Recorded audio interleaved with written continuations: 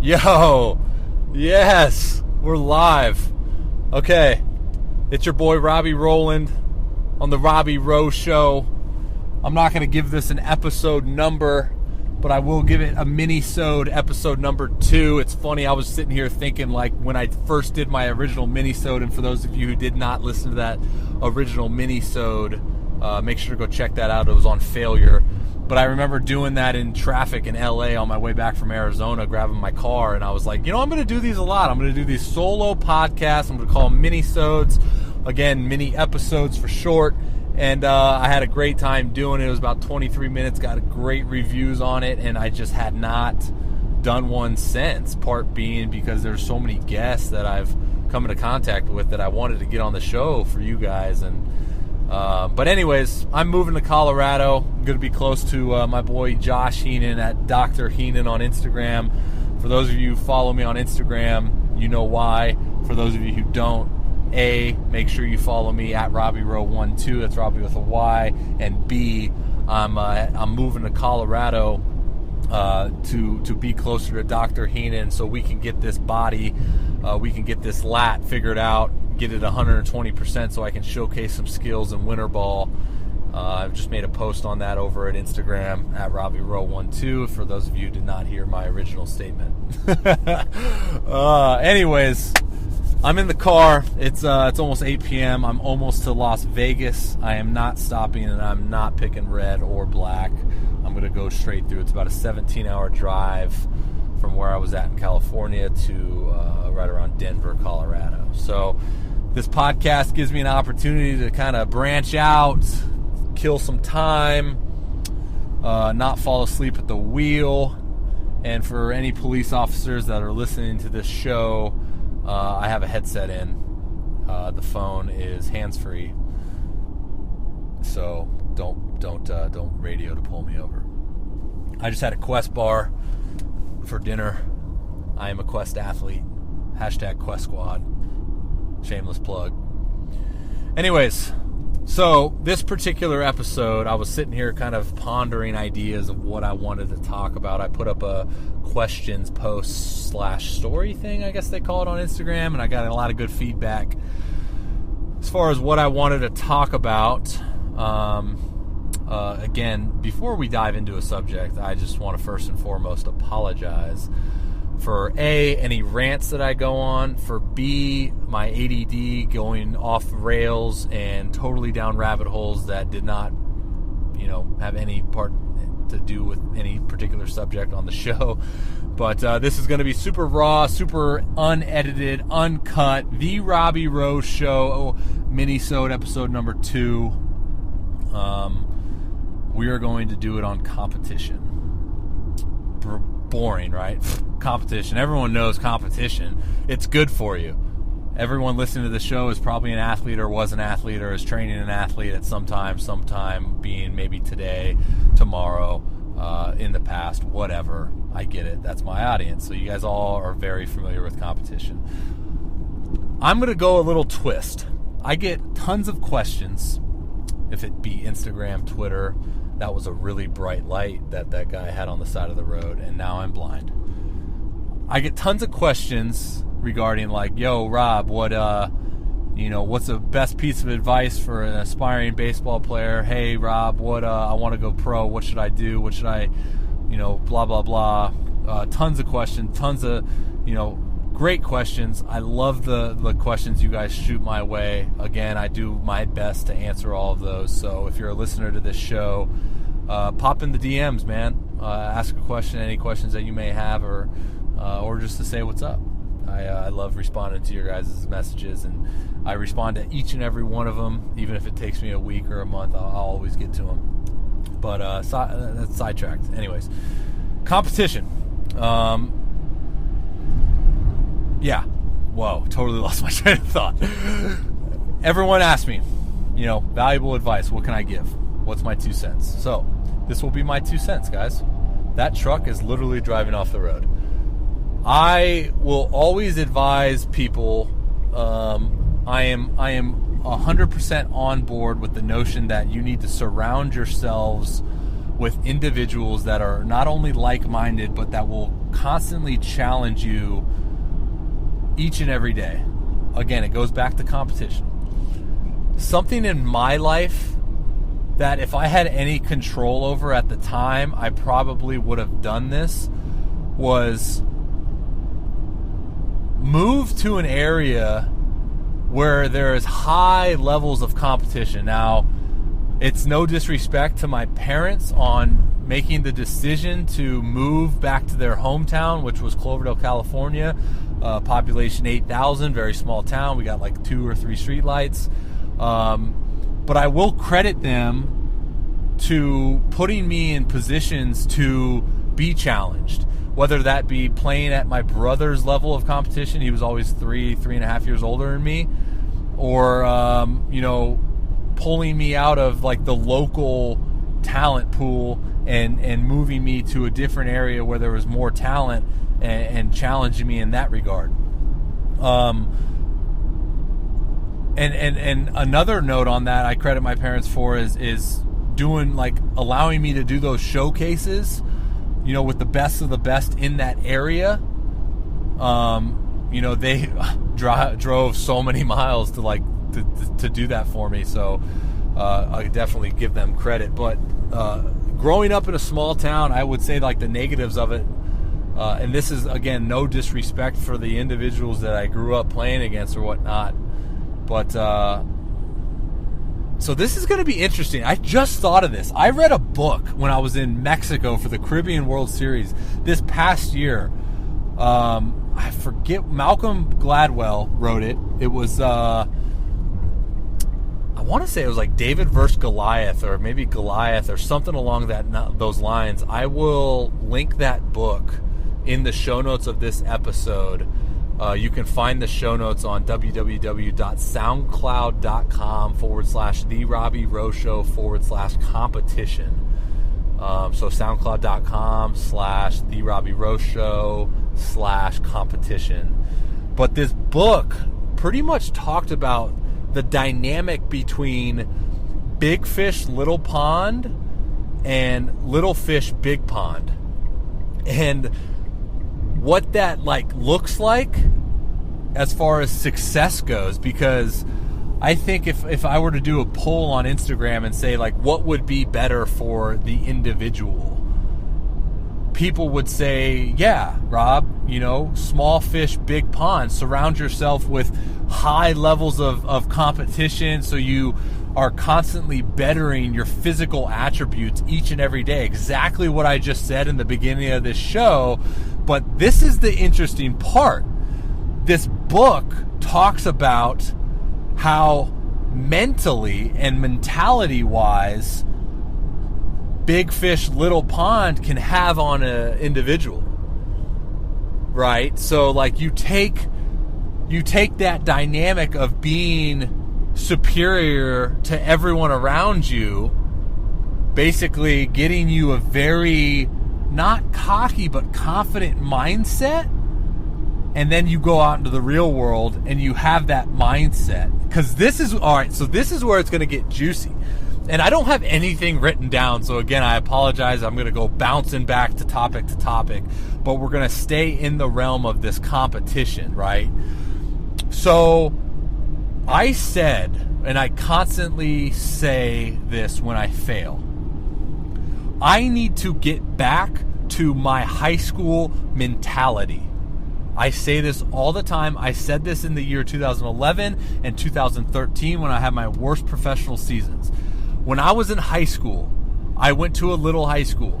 I played against littler high schools during the season. Yes, I did my showcases in the summer and the fall, and success or not, I still put myself in positions to succeed or put myself out there to face the best of the best in that area as far as competition goes. But in high school, I knew mentally that I was better than everyone. Physically, it showed. I was facing guys that had no desire to go to college for baseball. Maybe one guy per 5 teams were going to go to college to play baseball. And that's no disrespect. I'm not trying to be disrespectful to those individuals. I'm sure a lot of those individuals may listen to this show. It's just like the simple fact. Again, I love all of you, for those of you that I played against in high school or whatnot. But that simple mindset that I had of like knowing that I was better brought out this different animal inside of me. You know, it's no secret, right? As athletes, we need to have that mentality. It's no secret that we need to be the big bull.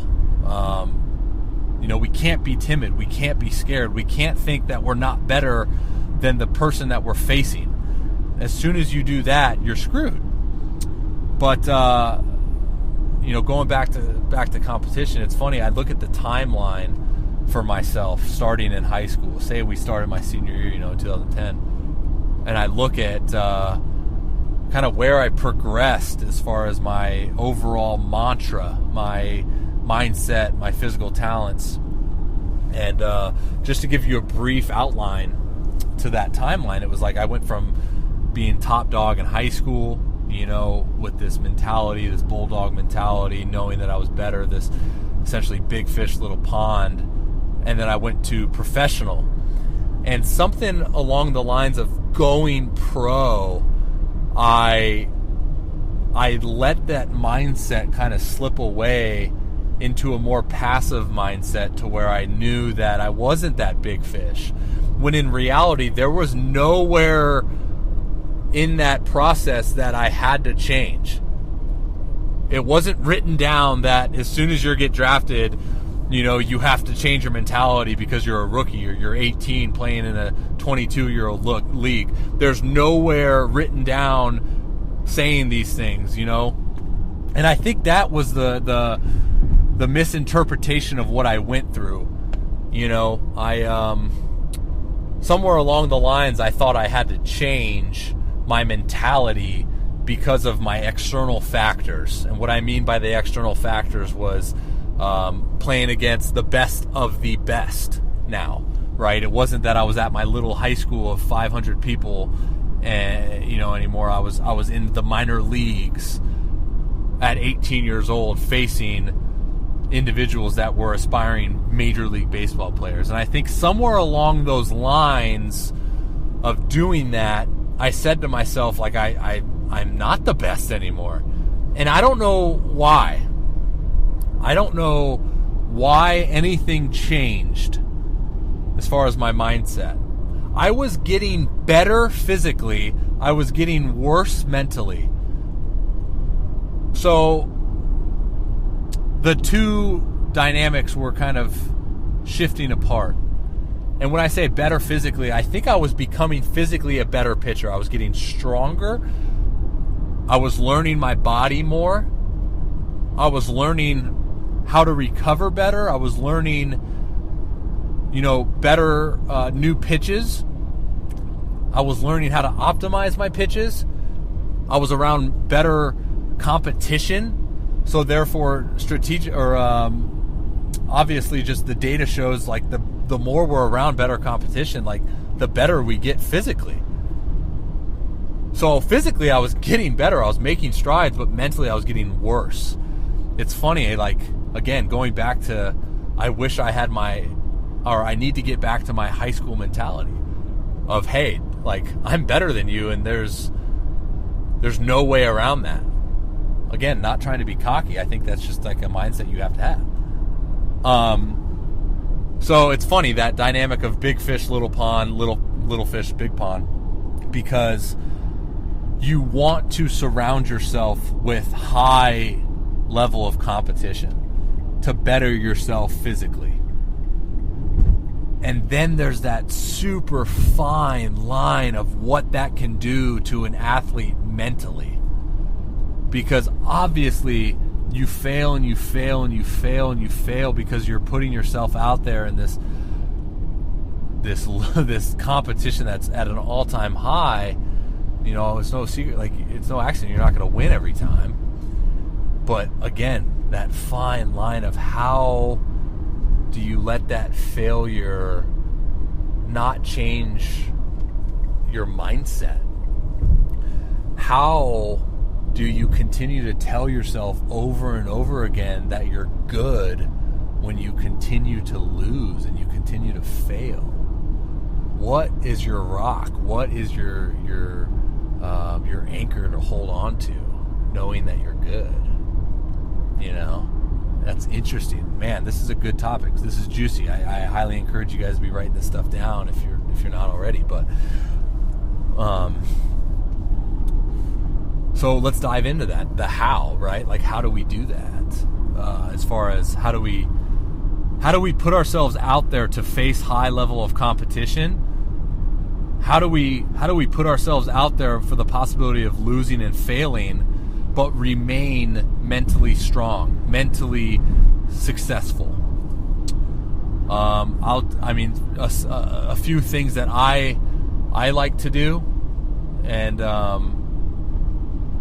it's weird to say it like out loud, but okay, as a pitcher, obviously everyone listening to this probably isn't a pitcher, but maybe you can kind of come up with your own methods to counter or to emulate this. But as a pitcher, we throw bullpens and we play catch and we long toss and we do all these things to prepare us, you know.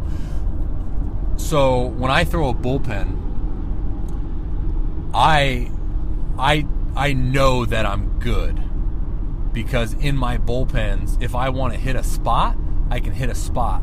If I want to make a nasty pitch, I can make a nasty pitch. I know when I long toss, I am good, because I can long toss from foul pole to foul pole, making it to where I know that I have good arm strength. So write this down. There's certain things in your training protocols that you can do to optimize your mentality. Basically, an anchor for you to understand that you're good and you can believe in that. You can go back to that. You know, it may not always work. You may need to shift that up, but it's something that I can use, putting yourself in a game situation, right? So say I'm in a game situation. I'm second and third, one out, go ahead, run on third, or go ahead, run on second, time, run on third. I know that I can go back to my training and say, okay, in my bullpens, I've gone 21 pitches in a row without missing a spot or a location. So why can't I do that here? See how that kind of correlates? Taking your training to on field as far as your mentality goes. I think that's key. And that's something that I lost sight of when I was failing a lot. Say I go back to my years of 2011, 2013, when I pretty much had the worst professional seasons I could have, as far as mentality-wise. I lost sight of on all that. I was constantly failing, and I almost started believing the notion that I wasn't good. And frick, I'll go ahead and say it. Like, I did start believing that the notion of I wasn't good was true. And that's a dangerous spot for an athlete. I can't encourage you guys enough to find something that you can anchor down to. Whether it be your training, your visualization, maybe even a simple notion of like, I don't even care if I fail. Like, great.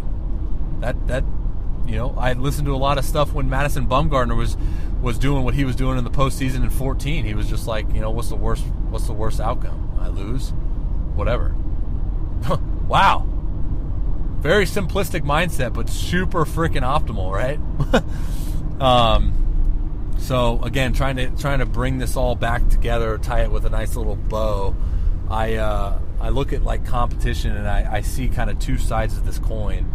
I see that you do need to surround yourself physically to the best of the best, and I believe that you need to challenge yourself, physically and mentally.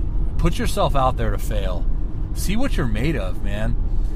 I learned that kind of later in my years, as far as, people ask me a lot, like, hey, do you regret not going to college? And there's some days like where I'm like, you know what? Yeah, I kind of do. Not for like, hey, the party scene, like, yeah, let's, hook up with girls. Woo. No, like, I would have loved to be in college at 18, 19, 21 years old and facing those stakes of being like a Friday or a Saturday night starter, packed house, everyone screaming, you suck, freaking noise every second of the game, big stakes as far as, going to the regionals, going to Omaha, whatever it may be, like all these games really, really matter. And there's passion behind every pitch that you throw because the whole school wants you to succeed, or opposite, vice versa. The whole school wants you to fail if it being on the road. High stakes situations, man. Like, yeah, sometimes I do wish I would have encountered that. I wish I would have put myself out there for that, to get used to that and see what that was about, to understand what I was about. Again, going back to high school, like a lot of these showcases, it's all about you. There's no one in the stand screaming you suck. There's scouts to watch you. There's not. The stakes are high because you're throwing for yourself and you're trying to get a college scholarship, or you're trying to get a signing bonus that's high in the draft. Whatever. Yeah, the stakes are high, no doubt about it. But it's kind of a different dynamic when you have a whole school behind you, or you're on the road, in the Pac-12. And, you're at ASU and it's a standing room only, and the student section is Googling you to find your girlfriend's name, and they're screaming that at you. Yeah, I sure as heck do wish I would have encountered that sometimes, man. Because that's, then you start learning about yourself. Then you start facing those trials. I look at like almost every superior athlete, in the game today. And a lot of those have those experiences, man. And I'm not saying that they succeeded right out of the gate with these experiences, but experiences nonetheless. Right? So, again, trying to go back to that dynamic of competition. And, I do believe that you need to surround yourself with high competition. Challenge yourself, man. If it's not challenging yourself with another individual, challenge yourself personally. Like throw a ball further than you did it last week. Throw a ball harder. Hit a ball further. Track your data. Track it so you can compete with yourself. Even in the weight room, man. Track your numbers. Start getting very competitive with yourself. It's freaking healthy, dude. Because at the end of the day, what is the sport you're playing? It's competition.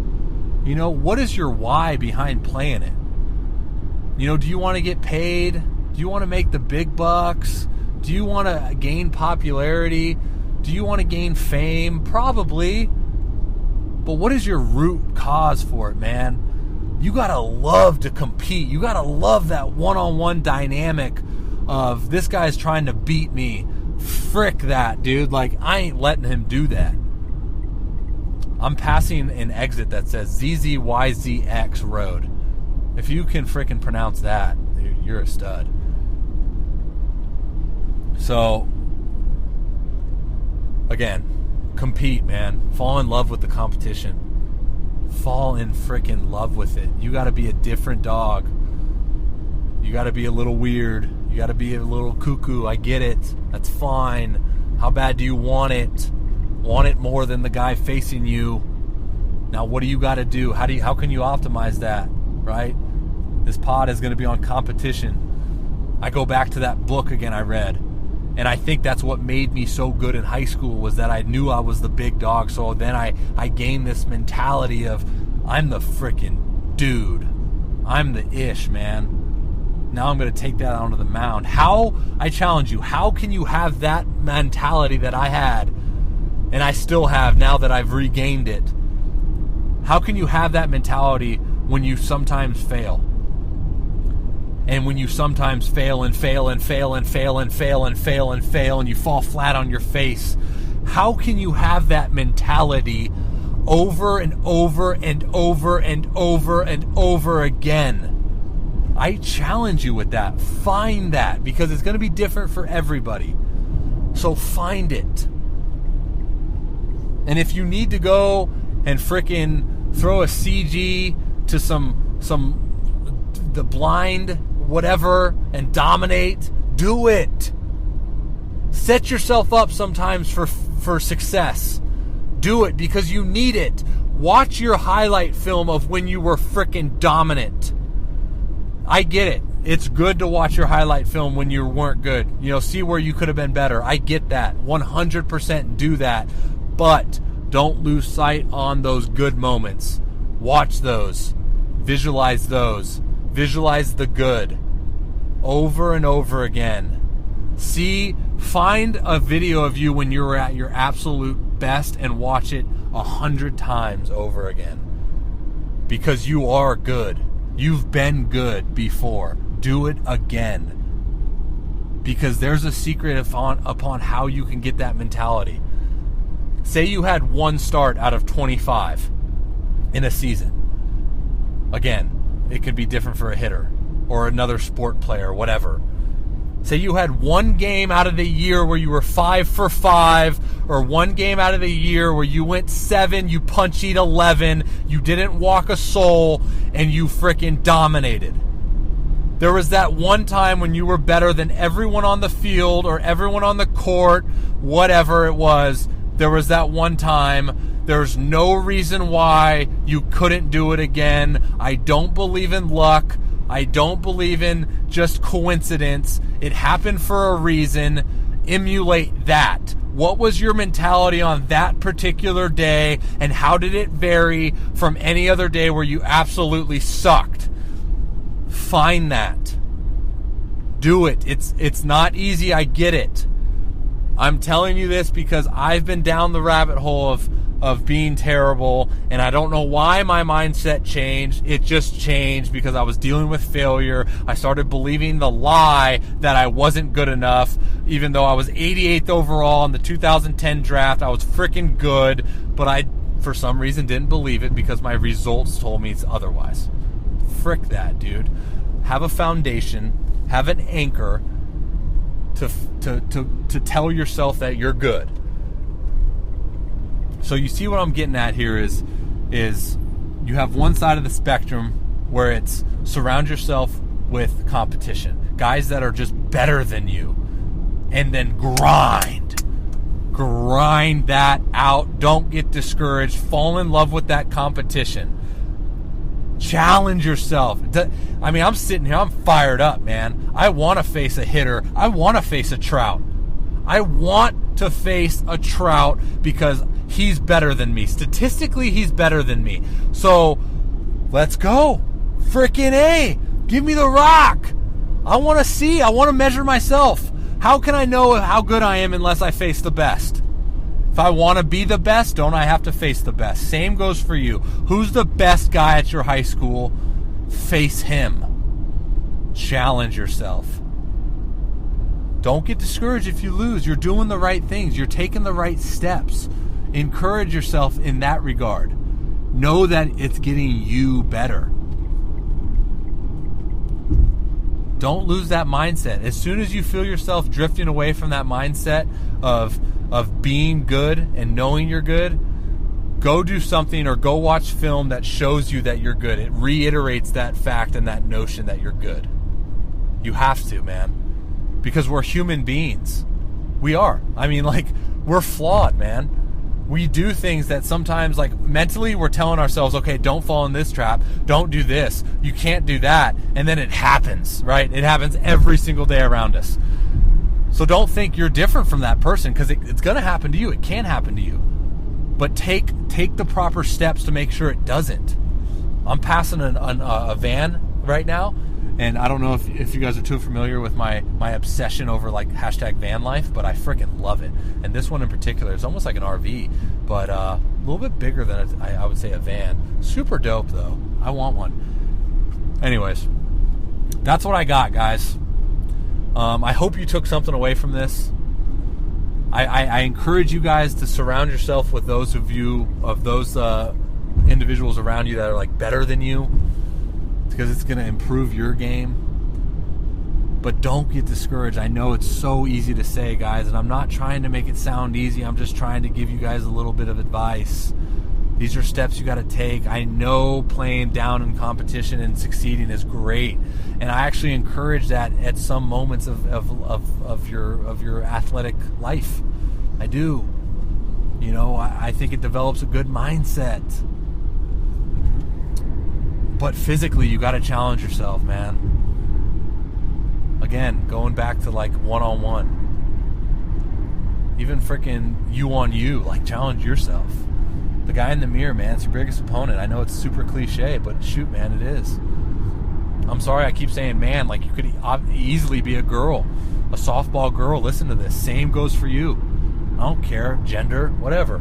If you're an athlete, even if you're a freaking everyday guy working a 9-to-5 desk job, I don't care.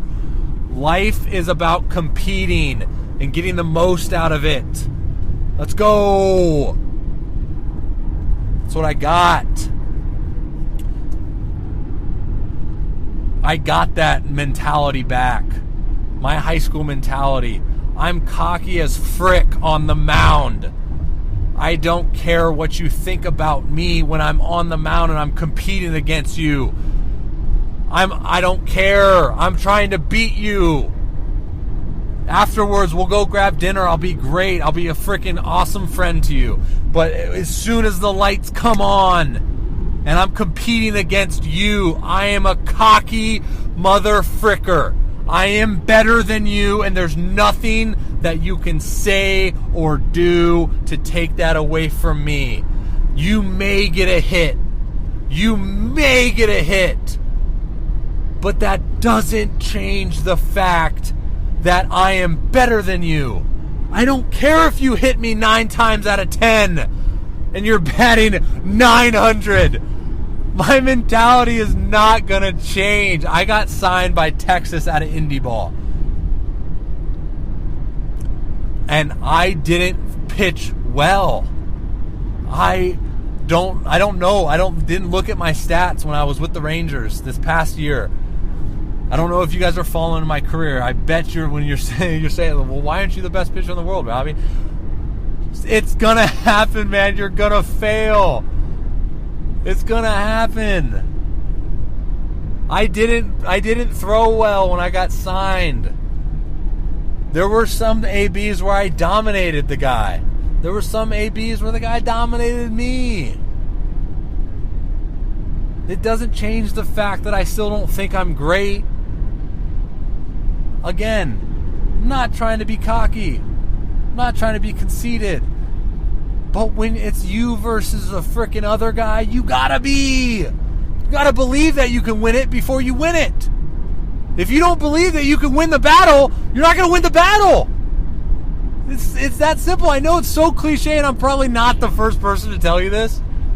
I'm probably just reiterating what thousands of people have told you over your life. What I try to get to is the nitty-gritty details of the how. Because that's how I was. I was told this my whole life growing up, and I was like, yeah, I get it. And then when it happened to me, those bad things happened to me, I didn't know how, because no one told me how. I just knew, like, the simple fact that I couldn't get discouraged. But, hey, shoot, frick, it happened. Now, how do we do it, man? Again, it varies for every individual. How can you take that mentality of you being better, but still fail, and then get back on the horse and do it again? For me, I don't want to say I figured it out, but I figured out something that could potentially work. I trust my training. I train and I work too freaking hard not to be better than the other guy. I do it. I look in the mirror every night when I brush my teeth, and the thought goes by of, did I do everything today to make sure that I'm better than the next guy? Yeah, that's my anchor. I train. I bust my freaking butt just to have that anchor of when I'm towing it up and the guy that's hitting 375 with 22 taters at the break steps in, and all signs point to him being better than me, I can still go, wait a sec. I outworked this guy, though. There's nowhere written that it says he's better than me in this particular moment. Yeah, his stats may be pretty superior to mine. But at this moment? Nah. No. I work too hard. I'm better. I'm not going to believe that crap that says he's better than me. What good does that do for me? How? Find something, man. I can't encourage you enough. Find something that anchors you down to a belief system in yourself and it truly optimizes your mentality, your positive affirmations to yourself, your PMA, your positive mental attitude. I'm done, man. I'm done. This podcast is over. Any questions? Instagram message me. Again, show notes, anything in particular that we talk about in this episode, soundcloud.com/TheRobbieRowShow/competition. You can check the show notes out on there. I'm driving to Colorado. I just podcasted in the car, my new car. Follow me Instagram @RobbieRow12. Hit me up in the DMs. Let me know any adversity you're being faced with right now. I'll try to help you out. Anything that's coming your way, I'll try to help you out any way I know how. My career's still going. I'm still facing the freaking Goliath of my life. Sometimes it's me, sometimes it's the other guy, whatever. But I know when I face him, I'm going to freaking be positive. I'm going to believe in myself. Because I work too freaking hard. And I do the right things. That's me, though. Find something for yourself, guys. Always hit me up whenever you got a question for me. I want to give back to you guys. I want to see all of you guys succeed. I do. I appreciate you guys listening. If you haven't already, hit that subscribe button. Leave a review. I got passionate in this episode. I'm passionate about this stuff.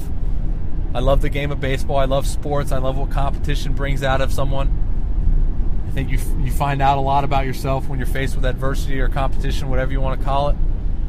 And I encourage you guys to step out of that comfort zone of I'm in a league where, you know, I'm a little older than everyone, or I'm succeeding a lot, but I could potentially go to this league where I know I'll probably fail. Challenge yourself. Don't lose your mentality. It sounds easy. I know it's not. I've been there. You can overcome it. Anyone can change. I'm 81 miles to Las Vegas, 502 to Salt Lake City. My ears keep popping. I got Sirius XM. I don't know what I'm going to listen to. I love you guys. I'm going to try to go Instagram Live and talk about this show that's coming up. I'll probably air it sometime, if not tomorrow. It probably won't be tomorrow. Probably Wednesday or Thursday. All right, guys. It's been fun. It's been real. Again, Instagram @RobbieRow12, Twitter @RobbieRow_12. Find a way to touch base with me if you're going through something that you want my advice with. I'd love to help in any way I know how. I've gone through a lot of experiences in my life that I could relate to. I've been a stud. I've been the worst pitcher on its staff. I've been a prospect. I've been a suspect. I've been a bust. I've been an ace. I've been a lot of things, man. And now I'm just Rob.